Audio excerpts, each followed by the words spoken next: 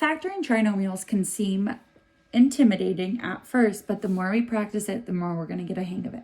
So the practice problems I'm doing here are on page 143. I'm going to do example 4 and I'm going to do example number 3. So just like when we are factoring the binomial, factoring a trinomial, the first step is to take out the GCF if there is one. So if I'm looking at my little flow chart, which I don't know tons about yet, but I know this first step, is there a GCF? And if there is, I need to factor it to the outside of the parentheses.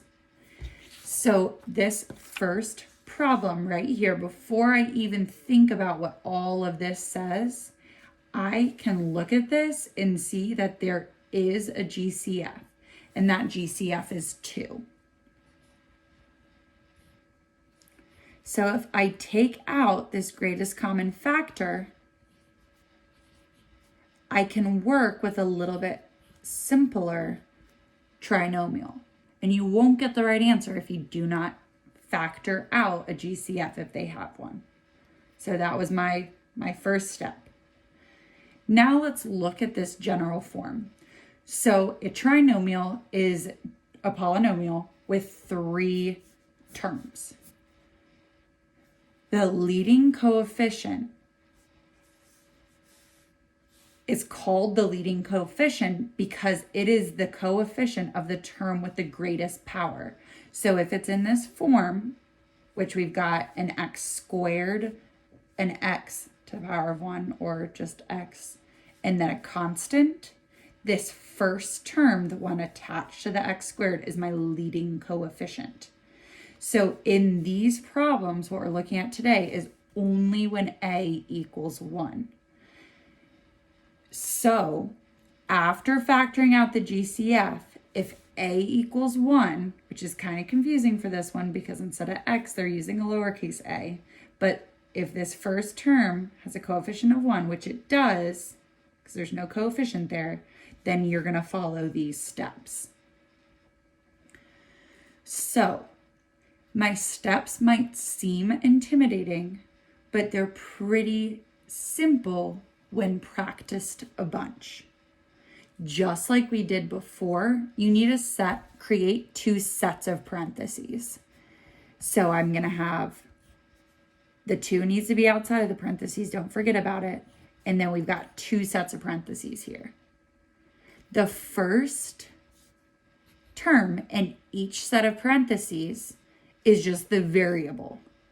So my variable involved is a. So a is going to be that first term. Unlike the difference of squares, I don't know if these are pluses or minuses yet. I have to keep going.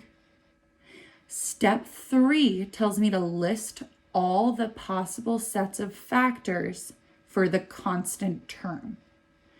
So what you are looking at is your constant here. Our constant is C, our constant is this last number, is you are thinking about all of the factors, all pairs of factors that'll give me this positive 16. So 16 can be 1 and 16, or it could be negative 1 and 16. It can be 2 and 8, or negative 2 and 8. It can be,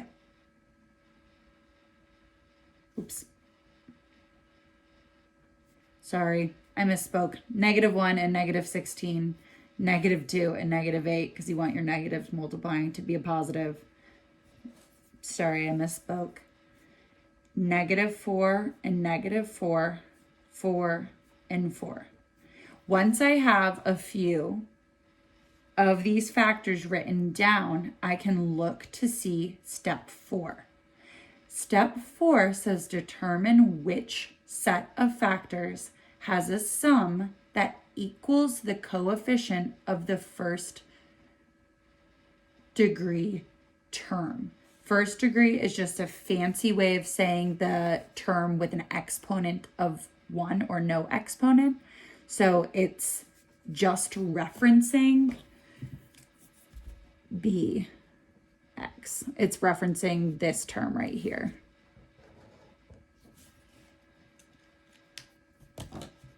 So what I'm going to do is think, okay, which of these pairs adds to be -8? These add to be 17. This adds to be -17. This adds to be 10. This adds to be -10. This adds to be -8. This adds to be +8. I can see right here, -4 and -4 add to be -8. That is what gives me the second term.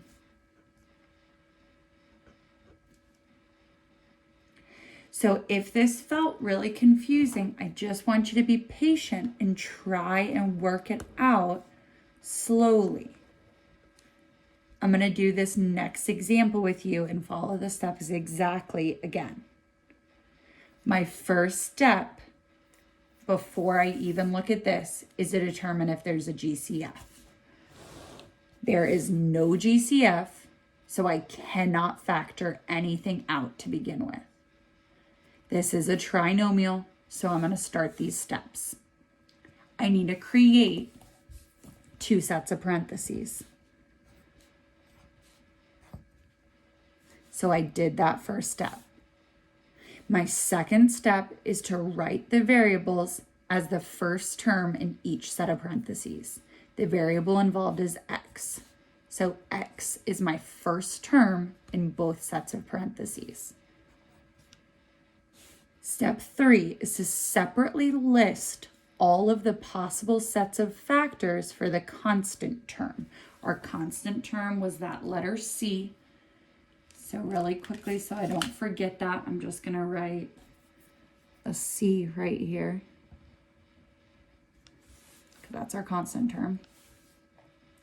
So what I'm going to do for my constant term is write out, just like we did before, those factors. So -8 is -1 times 8, or 1 times -8, or 2 times -4, or 4 times -2.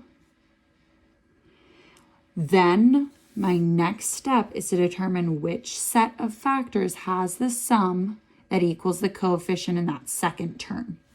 My second term, 7x. So which of these adds to be 7?